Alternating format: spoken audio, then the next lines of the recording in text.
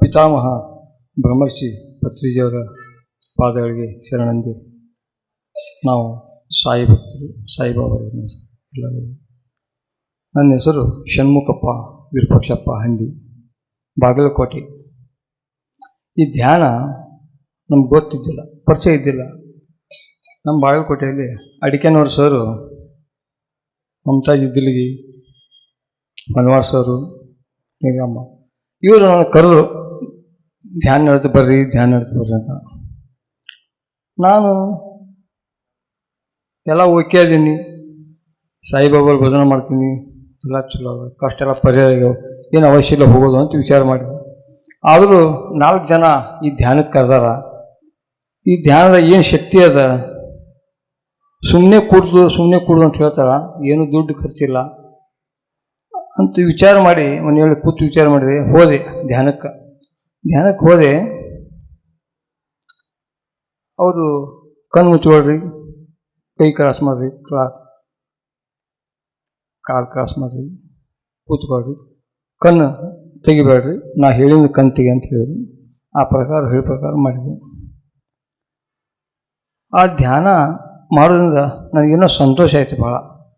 ಆಮೇಲೆ 2 ದಿವಸ ಬಂದೆ. 3 ದಿವಸ ನನ್ನ ಹೆಂಡತಿಗೆ, ವಿದ್ಯಾವತಿಗೆ ಬರ್ತೇನು ಧ್ಯಾನಕ್ಕೆ ಅಂತ ಬಂದರು. ಅವರು ಬಂದು ಕೂತರು. ಅವರು ಕಾಲುಗಳು ಬಾತಿದ್ದು. ಡಾಕ್ಟ್ರಿಗೆ ತೋರಿಸಿದ್ವಿ, 4 ಮಂದಿ ಡಾಕ್ಟ್ರಿಗೆ, ಮರಿಗುದ್ದಿ, ಪಟೇಲ್, ಆಯುರ್ವೇದ ಔಷಧ, ಕುಲಕರ್ಣಿ ಎಲ್ಲ ಡಾಕ್ಟ್ರಿಗೆ ತೋರಿಸಿದ್ವಿ. ಅವ್ರಿಗೆ ಕಾಲು ಬಾವು ಕಡಿಮೆ ಆಗಲಿಲ್ಲ. ಸ್ಕ್ಯಾನ್ ಮಾಡಿದರು, ಔಷಧ ಕೊಟ್ಟರು, ಎಲ್ಲ ತೊಗೊಂಡ್ರು. ನೀವು ವೇಟ್ ಅದಿರಿ, ವೇಟ್ ಕಡಿಮೆ ಮಾಡ್ಕೊಡ್ರಿ ಅಂತ ಅಂದರು. ಆರಾಮಾಗಿದ್ರು. ಈ ಧ್ಯಾನಕ್ಕೇನು ಬಂದರು 2 ದಿವಸ. 3ನೇ ದಿವಸ ಅವ್ರಿಗೆ ಕಣ್ಣು ಮುಚ್ಕೊಂಡು ಕೂತಾಗ ಕಾಲಾಗ ಏಕ್ದಮ್ ಕರೆಂಟ್ ಶಾಕ್ ಹೊಳಂಗಾಯ್ತು. ಅವರು ನಾನು ಹೆಂಡತಿ, ಅಯ್ಯೋ ನನಗೇನಾಯಿತು ಅಂತ ಅವರು ಗಾಬರಿ ಆಗ್ಬಿಟ್ರು. ಕಣ್ಣು ತೆಗಿಬೇಡ ಅಂತ ಹೇಳಿದ್ರಲ್ಲ. ಆಮೇಲೆ ಕಣ್ಣು ತೆಗೆದು ನೋಡ್ತಾರ, ಬಾವೆಲ್ಲ ಇಳಿದು ನಾರ್ಮಲ್ ಆಗಿಬಿಟ್ಟು. ಭಾಳ ಖುಷಿ ಆಯ್ತು ನಮ್ಗೆ, ಭಾಳ ಖುಷಿ ಆಯಿತು. ಅಲ್ಲ, ಇಷ್ಟು ದುಡ್ಡು ಖರ್ಚು ಮಾಡಿ ಫೋಟೋ ತೆಗೆದು ಸ್ಕ್ಯಾನ್ ಮಾಡಿ ಎಲ್ಲ ಮಾಡಿದ್ರು ಆರಾಮಾಗಿಲ್ಲ, ಈ ಧ್ಯಾನಕ್ಕೆ ಆರಾಮಾಯ್ತಲ್ಲ, ಈ ಧ್ಯಾನಕ್ಕೆ ಇಷ್ಟು ಶಕ್ತಿ ಐತಲ್ಲ ಅಂತ ನಮ್ಗೆ ಎಲ್ಲರಿಗೂ, ಇಬ್ಬರಿಗೆ, ಗಂಡ ಹೆಂಡತಿಗೆ ಭಾಳ ಭಾಳ ಖುಷಿ ಆಯಿತು. ವಿಚಿತ್ರ ಆಗ್ಬಿಡ್ತು ನಮಗೆ.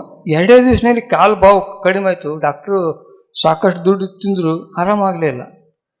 ನಾನು ಧ್ಯಾನಕ್ಕೆ ಕೂತಾಗ ಸಂಕಲ್ಪ ಮಾಡಿಕೊಂಡೆ, ಪತ್ರಿಜಿ ನೀನು ಎಲ್ಲಿದೆಯಪ್ಪ, ನಾನು ಹೆಂಡತಿಗೆ ಆರಾಮ ಮಾಡಿ ನೀನು ದರ್ಶನ ಕೊಡಪ್ಪ ಅಂತಂದೆ. ಅಂದು 15 ದಿವಸನಾಗ ನಮ್ಗೆ ಅಮಲದೇವಿ ಗೌಡರು, ಸಾಯಿ ಭಕ್ತರು ನನಗೆ ಫೋನ್ ಮಾಡಿದರು, ಇಲ್ಲ ಪತ್ರಿಜಿಯವರು ಭಾಳ ಸೀರಿಯಸ್ ಐತಿ ಬರ್ರಿ ಅಂತ. ಹೋದ್ವಿ. ನಾನು, ಹೆಂಡತಿ, ಹುಲ್ಯಾಳ್ ಮೇಡಮ್ ಅವರು ಬಾಗಲಕೋಟೆಯಿಂದ ಬೀಳಿಗೆ ಹೋಗಿ, ಬೀಳಿಗಿಂದ ಕಡ್ತಾಳಕ್ಕೆ ಹೋದ್ವಿ.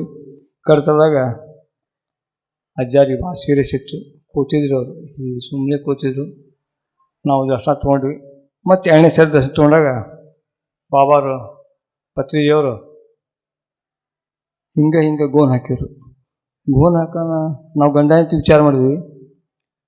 ಅಜ್ಜಾರು ಹಿಂಗೆ ನಮಗೆ ಮಾಡಿದಂದ್ರೆ ಇದು ಅರ್ಥ ಏನಾಯಿತು, ಇಲ್ಲ ನಿಮ್ಗೆ ಆರಾಮಾಗೈತಿ, ನೀನು ಹೆಂಡತಿಗೆ ನೀವು ಮನೆ ಹೋಗಿ ಪ್ರಚಾರ ಮಾಡಿರಿ ಅಂತ. ನಾವು ಇಬ್ಬರು ಗಂಡ ಹೆಂಡತಿ ಟಮ್ ಮಾಡಿಕೊಂಡು ಮನೆಗೆ ಹೋಗಿ ಧ್ಯಾನ ಒಂದು 50-60 ಮನೆಗೆ ನಾವು ಧ್ಯಾನ ಹೇಳ್ಕೊಟ್ಟಿವಿ. ಆ ಪುಣ್ಯದ ಫಲ ನನಗೆ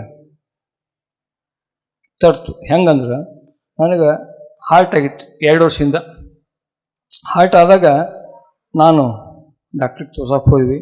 ಇಲ್ಲ ನಿಮಗೆ ಹಾರ್ಟ್ ಬ್ಲಾಕ್ ಆಗ್ಯಾವ, ಆಪ್ರೇಷನ್ ಮಾಡೋಕು ಅಂತ ಹೇಳಿದರು.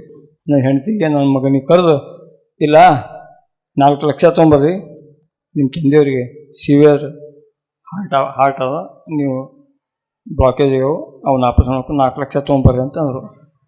ನನ್ನ ಹೆಂಡತಿ ಮಗ ಇಬ್ಬರು ವಿಚಾರ ಮಾಡಿದರು. ಅಲ್ಲ, ಅಪ್ಪಾಜಿಗೆ ಉಳಿಸ್ಕೊಳ್ಳೋನು, ಈ ಪ್ಲಾಟ್ ಮಾರಿ ಅವ್ರಿಗೆ ಡಾಕ್ಟ್ರಿಗೆ ತೋರ್ಸೋನು, 4 ಲಕ್ಷ ತೊಗೊಂಬರು ಅಂತ ಅವರು ವಿಚಾರ ಮಾಡಕತ್ತರು. ನಾನು ಕೇಳಿದೆ, ಏನು ಡಾಕ್ಟ್ರ್ ಏನು ಹೇಳಿದರು? ಇಲ್ಲ, ನಿಮಗೆ ಆಪರೇಷನ್ ಮಾಡ್ಬೇಕಂದ್ರು. ನೀವು ಸುಮ್ಮನೆ ಕೂಡ್ರಿ ಅಂತ ನಮ್ಮ ಫ್ರೆಂಡಿಗೆ ಕರೆದೆ, ಬಂದ್ಗಿರಿ ಅಂತ. ಅವ್ರಿಗೆ ಕರೆದು ರಿಪೋರ್ಟ್ ತೋರಿಸಿದೆ. ಇಲ್ಲ, ಬ್ಲಾಕ್ ಆಗಿದ್ದು ಖರೆ ಅದ, ಇಲ್ಲಿ ಆಪರೇಷನ್ ಮಾಡಿಸೋದು ಬೆಳಗಾವಿ ಫೋನ್ ಅಂತ ಅವರು ಅಂದರು. ಡಿಸ್ಚಾರ್ಜ್ ಹೊರಗೆ ಬಂದ್ವಿ. ಮುಂದೆ ನಾವು ಇಲ್ಲೇ ಲೋಕಲ್ ಡಾಕ್ಟ್ರಿಗೆ ಕುಲಕರ್ಣಿ ಅಂತ ಅವ್ರು ಭೇಟಿಯಾದ್ವಿ. ಅವ್ರು ಹೇಳಿದರು, ಸಮೀರ್ ಡಾಕ್ಟರ್ ಅದರ, ಇಲ್ಲೇ ಹೋಗಿ ತೋರಿಸ್ರಿ ಅಂತ. ಹೋಗಿ ಅವ್ರಿಗೆ ಭೇಟಿಯಾದ್ವಿ. ಆ ಡಾಕ್ಟ್ರ್ ಹೇಳಿದ್ರು, ಇಲ್ಲ, ನಿಮಗೆ ಬ್ಲಾಕ್ ಆಗ್ಯಾವು, ಆಪರೇಷನ್ ಮಾಡೋದು ಬೇಡ, ನಿಮ್ಮಲ್ಲಿ ಶಕ್ತಿ ಇಲ್ಲ, ನೀವು ಇಷ್ಟೇ ಗುಳಿಗೆ ಔಷಧ ತೊಗೊಳ್ರಿ ಅಂತ ತಿಂಗಳ ಒಂದು ಪ್ರತಿ ತಿಂಗಳ ಬರ್ರಿ ಅಂತ ಹೇಳಿದರು. ಪ್ರತಿ ತಿಂಗಳ ನಾವು ಹೋಗ್ತಾ ಇದ್ವಿ. ಆಮೇಲೆ ನಾನು ಮನೆಯಲ್ಲಿ ಧ್ಯಾನ ಹೆಚ್ಚಿಗೆ ಮಾಡಕತ್ತಿ, ತಾಸು 2 ತಾಸು ಹಿಂಗೆ ಮಾಡಕತ್ತಿ, 2 ಹೊತ್ತು 3 ಹೊತ್ತು ಮಾಡಕತ್ತಿ.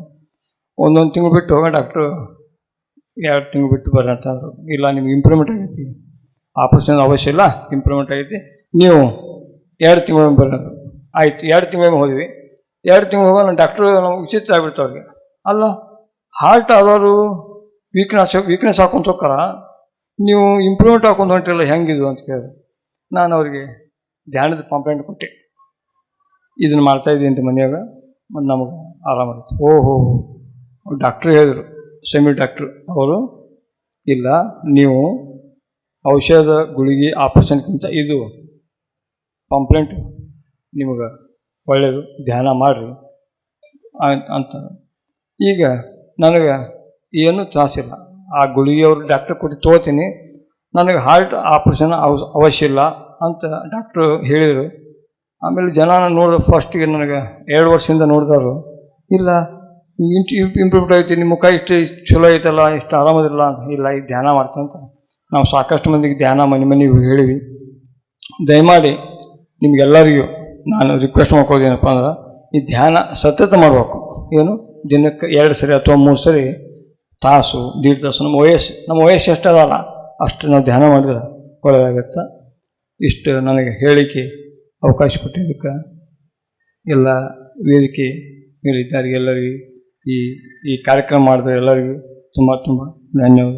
ಜೀವಂತ ಉದಾಹರಣೆ ನೋಡ್ರಿ ಸರ್ ಅವರು ತಮ್ಮ ಅನಾರೋಗ್ಯವನ್ನ ಹೋಗ್ಲಾಡಿಸ್ಕೊಂಡಿದ್ದು. PMC ಕನ್ನಡ ಚಾನೆಲ್ ಅನ್ನು ಲೈಕ್ ಮಾಡಿ, ಶೇರ್ ಮಾಡಿ, ಸಬ್ಸ್ಕ್ರೈಬ್ ಮಾಡಿ ಮತ್ತು ಮಾಡಿಸಿ. ಎಲ್ಲರಿಗೂ ಧನ್ಯವಾದಗಳು.